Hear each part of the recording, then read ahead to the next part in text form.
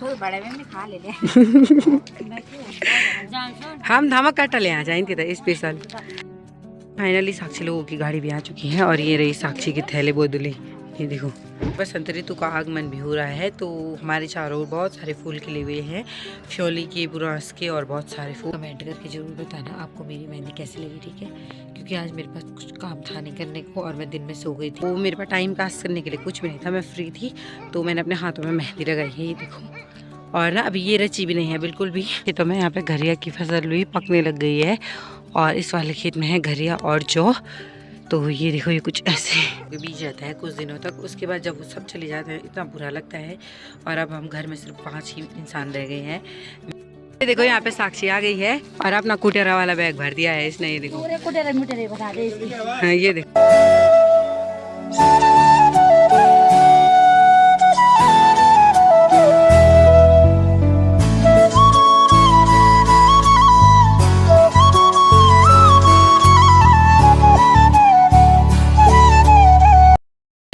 Good morning, आप सभी को मेरा प्यार भरा प्रणाम। मेरा नाम है समीक्षा और आप सभी का स्वागत है हमारे यूट्यूब चैनल मस्त पहाड़न में। तो दोस्तों आज के ब्लॉग की शुरुआत हो रही है सुबह के लगभग 7:30 बजे से और मेरे सुंदर से गांव से। तो मेरे गांव का नाम है ऊखीमठ, जो कि देवभूमि उत्तराखंड के रुद्रप्रयाग जिले में पड़ता है।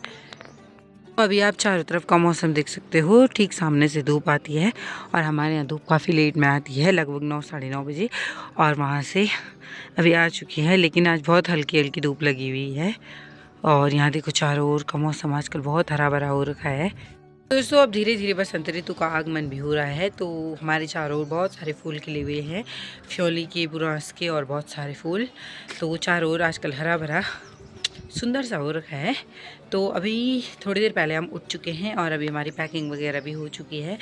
तो आज फाइनली जैसे कि आपने पिछले व्लॉग्स में देखा होगा, हमारी यहाँ थी शादी और साक्षी, जीजू और रिधिया रखे थे घर। वैसे वो मेरठ रहते हैं और आपने पिछले व्लॉग में ये भी देखा होगा कि शादी की आधे से ज़्यादा शॉपिंग मैंने मेरठ से करी थी। तो जिस दिन जीजू लोग आए थे ना, उस दिन मतलब मेरे को इतनी खुशी थी, क्या ही बताऊँ, मतलब मेरे को इतनी एक्साइटमेंट थी उस दिन, क्योंकि एक तो उनके आने की खुशी थी और शादी की खुशी, और ऊपर से जो मैंने वहाँ शॉपिंग करी थी वो सब वो सामान वही लाने वाले थे। तो उस दिन मेरे को कुछ ज़्यादा ही एक्साइटमेंट थी अपना शॉपिंग के सामान देखने की। लेकिन फाइनली अब वो शादी भी संपन्न हो चुकी है, बाकी हमने लहंगा वगैरह भी पहन लिए और अब ना इतना सुनसान लग रहा है घर में। जब से सब लोग गए हैं तो इतना बुरा लग रहा है, मतलब ऐसे लग रहा है, वैसे तो जाने को सिर्फ दिखाई गई है लेकिन मतलब इतना सुनसान लग रहा है, क्योंकि कुछ दिन हम बहुत सारे अपने भाई बहनों के साथ सबके साथ रह लेते हैं ना, फिर इतना ख़राब लगता है कि क्या ही बताएं। जुकाम भी लग गया दोस्तों, आजकल मौसम परिवर्तन की वजह से तबीयत भी ख़राब हो रही है। और मैं क्या कह रही थी, जब हम मतलब बहुत सारे भाई बहनों के बीच रहते हैं कुछ दिनों तक, उसके बाद जब वो सब चले जाते हैं इतना बुरा लगता है। और अब हम घर में सिर्फ 5 ही इंसान रह गए हैं, मेरी दादी, मम्मी, पापा, मैं और सुमित। तो बहुत ही ज़्यादा सुनसान लग रहा है।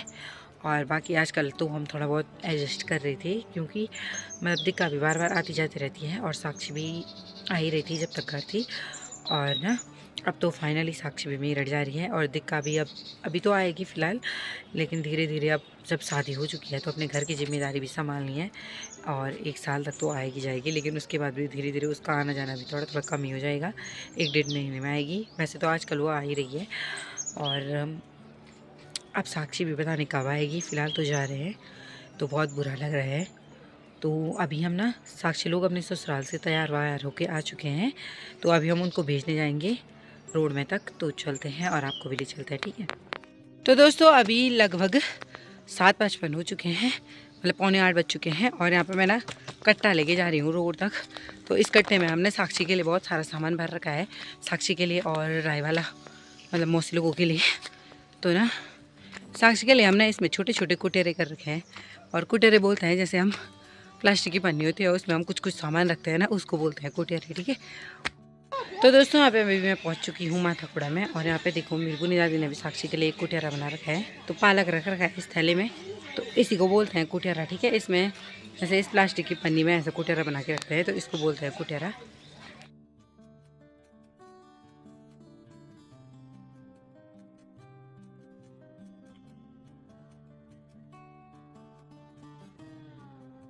तो यहाँ पे हमारे साथ ना बिचे दादी भी जा रही है, तो अभी मैंने पालक का थैला बिचे दादी के पास दे दिया है और दादी, हाँ ये क्या है? जूस है, दूध है, छाछ है, दूध है। हाँ जूस भी साक्षी घर से ले जा रही नहीं। हाँ, माल्टे का जूस, नारंगी का और आंवला का। हाँ, और साथ में 2 कटे और भी है नहीं। 2 कटे हैं और ये हाँ। हैं। देखो सेठ रोज सुबह सुबह जा रहे साक्षी को भेजने नहीं, हमेशा में जा रहे थे। वही तो। और अब जा रहे हैं उसको छोड़ने के लिए, आज वो परमानेंट जा रही है ना। तो यहाँ पे हमारे कुत्ते भी जा रहे हैं, हमारा कालू और शीरा दोनों। यहाँ देखो फाइनली साक्षी लोगों की गाड़ी भी आ चुकी है और ये रही साक्षी की थैले बोदुली। ये देखो यहाँ पे साक्षी आ गई है और अपना कुटेरा वाला बैग भर दिया है इसने। ये देखो बता दे इसकी। हाँ, ये देखो पूरा बैग फुल। बड़े में खा ले ले।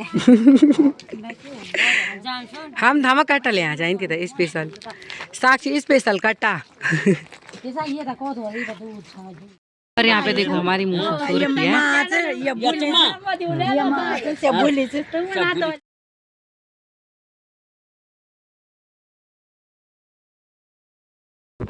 तो गाइस अभी शाम के लगभग 5:30 बज गए हैं और अभी मैं अपनी कंडी लेके जा रही हूँ दुकान की ओर। और अभी मैं रास्ते में पहुँच चुकी हूँ। तो आजकल ना हमारे खेतों में घरिया की फसल भी पकने लग गई है, तो दिखाती हूँ मैं आपको। तो ये देखो आजकल हमारे खेतों में यहाँ पे घरिया की फसल भी पकने लग गई है और इस वाले खेत में है घरिया और जौ। तो ये देखो ये कुछ ऐसे पकी, ये देखो पक के कुछ ऐसे हो जाती है घरिया की फसल और इसमें से अब बीज निकलेंगे घरिया के। और बाकी चारों ओर देखो अभी बहुत भयंकर वाला मौसम हो गया है, शायद बारिश आने वाली है। तो अभी मैं अपनी कंडी लेके जा रही हूँ दुकान में, क्योंकि जिस दिन परसों दीपिका लोग आए थे तो वो वहाँ से मिट्टी लेके आए थे। मिट्टी यानी कि जो चूल्हे की घिसाई करने के लिए जो मिट्टी काम आती है वो वाली मिट्टी हमारे यहाँ भी मिलती है, लेकिन हमारे यहाँ अब जंगल कौन जाए ना मिट्टी के लिए, और दूर दूर मिलती है, इसीलिए वो लेके आए थे। तो वो कट्टा उस दिन से दुकान ही में रखा हुआ है। तो अभी बारिश आने वाली थी तो मैंने सोचा लेके आ जाती हूँ घर, और अभी मेरे पास कुछ काम भी नहीं था तो इसलिए। दोस्तों आज दिन में ना जैसे मैंने लंच बनाया तो मेरी मम्मी लोग खेत में जा रखे थे, तो मेरे पास टाइम पास करने के लिए कुछ भी नहीं था, मैं फ्री थी। तो मैंने अपने हाथों में मेहंदी लगाई है, ये देखो। और ना अभी ये रची भी नहीं है बिल्कुल भी, क्योंकि ज़्यादा टाइम नहीं हुआ ना इसको, अभी 1-2 घंटे हुए हैं। तो इतनी जल्दी तो कोई भी मेहंदी नहीं रचती है। इस टेंट वाले की बात अलग है, वैसे कोई भी नहीं रचती है। तो अभी मैं जा रही हूँ रोड में, तो चले चलते हैं और आपको भी ले चलता है, ठीक है। तो अभी दुकान से हम मिट्टी लेके वापस भी आ चुके हैं और बहुत ज़्यादा भारी हो रही है। और यहाँ पे मेरे साथ है मस्तू। मस्तू आजा, बोल हेलो दोस्तों। हेलो दोस्तों, कैसे हो? कैसे हो? मैं बढ़िया हूँ। मैं बढ़िया हूँ। कहाँ जा रहा तू? अपने घर। अपने घर जा रहा? हाँ। होली के कलर के बारे में बता तो थोड़ा। अबे वो ना हाँ? मिट्टी की तारीख में होगी। तेरे को कैसे होली का कलर चाहिए? अबे वो सैंडल। अच्छा, तो ये बोल रहा है इस बार इसकी होली में डिमांड है कि इसको सिलेंडर वाला कलर चाहिए। और पता नहीं कैसा सिलेंडर है, हमने तो आज तक कभी देखा नहीं, हमारे ज़माने में नहीं था ना, और इसके ज़माने में सिलेंडर आ गया है कलर वाला। तो इसकी डिमांड है कि इसको कलर वाला सिलेंडर चाहिए, है ना मस्तू? हाँ। हाँ। और आज तेरे स्कूल में भी थी होली? हाँ। हैं? हाँ। कैसे खेल तूने होली? होली बहुत अच्छी थी। किसको लगाया रंग? अपने दोस्त को। अपने दोस्त को लगाया? हाँ। अच्छा, डीजे भी बज रहा था? हाँ। हैं? नाचा भी तो डीजे पे? हाँ। डांस किया? बहुत भयंकर। हाँ। अच्छा, तो चलिए दोस्तों अभी घर चलते हैं और फिर मिलेंगे आपको थोड़ी देर में। अभी यहाँ पे रात के लगभग 9 बज चुके हैं और अभी हमारा डिनर वगैरह भी हो चुका है। और यहाँ पे देखो हमारे चूल्हे में आज हम बना रहे हैं अपनी भैंस के लिए पीना। दोस्तों यहाँ पे रात के लगभग 10:30 बज गए हैं और अभी हमारी सोने की तैयारी वगैरह भी हो चुकी है। तो डिनर तो हमारा 9 बजे हो चुका था। तो उसके बाद अभी यहाँ पे मैं लगा रही थी अपने हाथों में मेहंदी। तो यहाँ पे देखो मैंने अपने हाथों में मेहंदी लगा ली है, और कमेंट करके ज़रूर बताना आपको मेरी मेहंदी कैसी लगी, ठीक है। क्योंकि आज मेरे पास कुछ काम था नहीं करने को और मैं दिन में सो गई थी, तो रात को ना मेरे को नींद नहीं आ रही थी, तो मैंने सोचा चलो मेहंदी लगाती हूँ। तो कीप पड़ी हुई थी तो मैंने कहा अपने हाथों में लगा लेती हूँ, इससे प्रैक्टिस भी बनी रहती है। और साथ में जैसे हम जितनी बार प्रैक्टिस करेंगे हाथों में सफाई आती है। तो ये देखो यहाँ पे मेरी मेहंदी नीचे भी लगा रखी है, तो बैक कैमरा करके दिखाती हूँ मैं आपको। कुछ इस तरीके से मैंने मेहंदी लगाई है हाथों में, और ये मोर मुझसे नहीं बनता है इसलिए मैं प्रैक्टिस कर रही थी।